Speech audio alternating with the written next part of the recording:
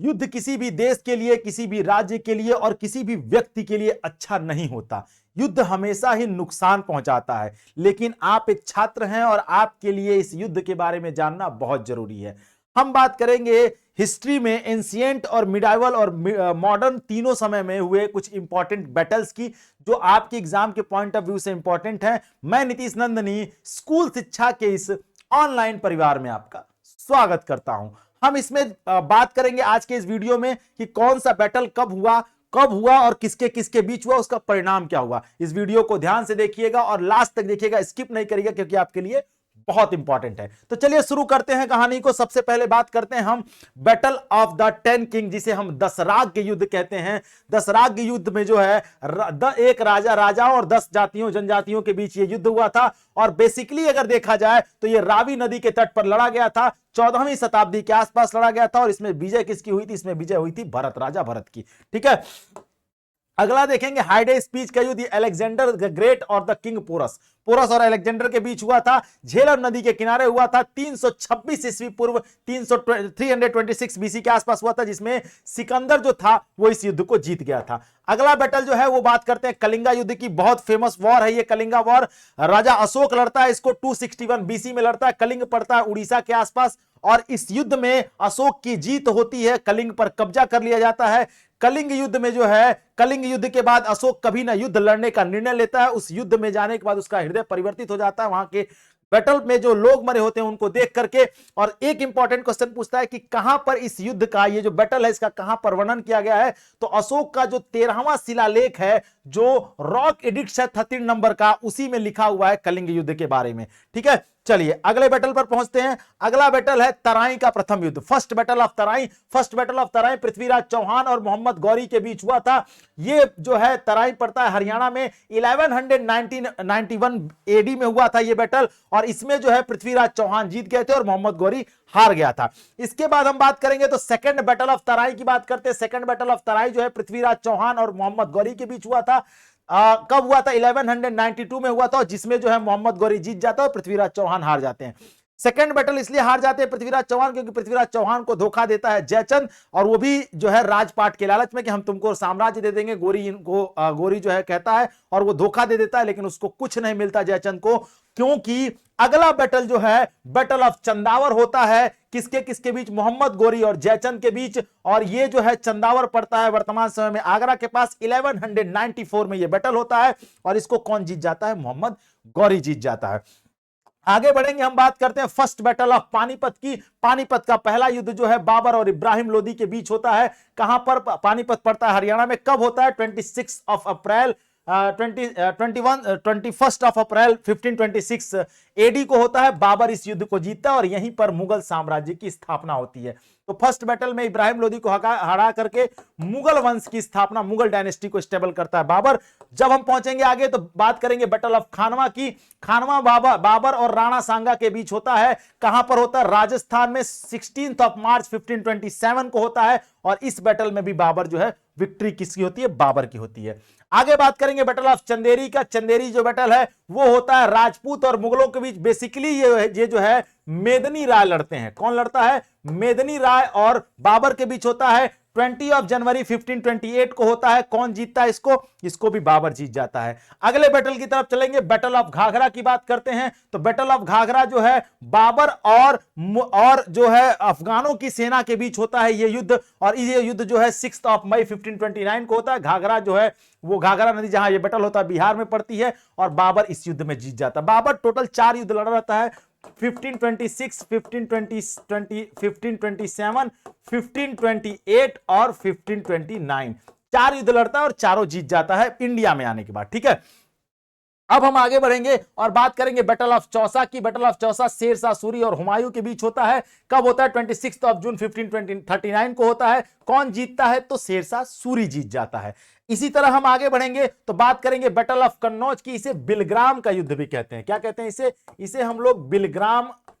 बिलग्राम का युद्ध भी कहते हैं। ठीक है, ये शेरशाह सूरी और हुमायूं के बीच होता है। कहां पर? बिहार में। 26 जून 1540 को होता है। कब होता है?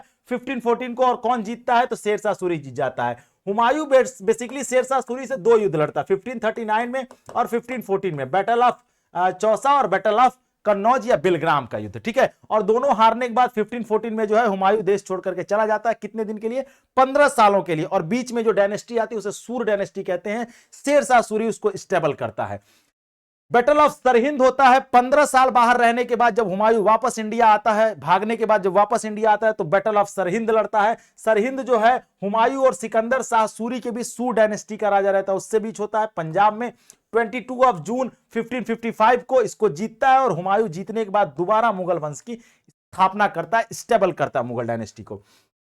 आगे बढ़ेंगे तो बात करेंगे सेकंड बैटल ऑफ पानीपत की। Second battle of Panipat Akbar और हेमू के बीच होता है, 5 नवंबर 1556 को होता है और अकबर इस युद्ध को जीत जाता है। हेमू जो है दिल्ली पर बैठने वाला अंतिम हिंदू है, दिल्ली की गद्दी पर बैठने वाला अंतिम हिंदू शासक हेमू रहता है, ठीक है। आगे बढ़ेंगे हम तो बात करेंगे बैटल ऑफ तालीकोटा की। तालीकोटा का युद्ध जो है बेसिकली विजयनगर डायनेस्टी में लड़ा जाता है, कर्नाटका में पड़ता है 23 जनवरी 1565 को, और ये डेक्कन सल्तनत इसे जीत जाती है बेसिकली। और विजयनगर साम्राज्य की बात आती है तो आपको कमेंट सेक्शन में बता रहा है विजयनगर डायनेस्टी का सबसे पावरफुल रूलर कौन था, उसका नाम कमेंट सेक्शन में लिख दीजिएगा।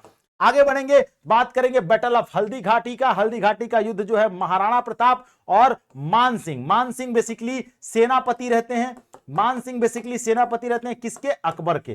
किसके सेनापति रहते हैं, अकबर के, और अकबर के 9 रत्नों में एक रहते हैं। इन दोनों लोगों के बीच होता है 18 जून 1576 को, और कौन जीत जाता है, तो अकबर की सेना जीतती है, बेसिकली अकबर जीत जाता है इस बैटल को। आगे बढ़ेंगे, बैटल ऑफ प्लासी की बात करते हैं। प्लासी होता है ईस्ट इंडिया कंपनी और बंगाल के नवाब सिराजुद्दौला के बीच होता है। यहां एक क्वेश्चन पूछता है कि ईस्ट इंडिया कंपनी की तरफ से कौन लड़ रहा था, तो रॉबर्ट क्लाइव लड़ रहा था। कौन लड़ रहा था, रॉबर्ट क्लाइव लड़ता है, ठीक है। और इधर से नवाब सिराजुद्दौला, प्लासी कलकत्ता के पास लड़ा जाता है 23 जून 1757 को।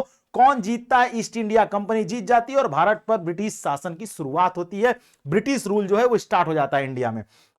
आगे बढ़ेंगे, थर्ड बैटल ऑफ पानीपत की बात करेंगे तो मराठा डायनेस्टी और अहमद शाह अब्दाली के बीच होता है। पानीपत हरियाणा में पड़ता है, 14 जनवरी 1761 को होता है और अफगान इस युद्ध को जीत जाते हैं, ठीक है। नेक्स्ट बैटल जो देखेंगे हम बात करेंगे Buxar, battle of Buxar. Battle of Buxar जो है वो एक तरफ ईस्ट इंडिया कंपनी लड़ रही होती है। ईस्ट इंडिया कंपनी की तरफ से कौन लड़ रहा होता है, तो हेक्टर मुनरो लड़ रहा होता है ईस्ट इंडिया कंपनी की तरफ से।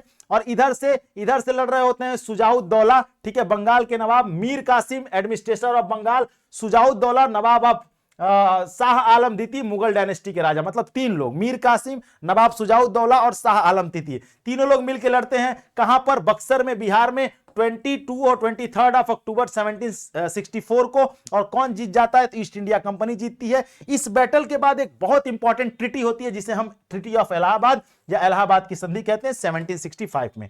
नेक्स्ट बैटल की बात करेंगे, फर्स्ट आंग्ल मैसूर युद्ध लड़ा जाता है ईस्ट इंडिया कंपनी और मैसूर डायनेस्टी के बीच, यानी हैदर अली के साथ, ठीक है।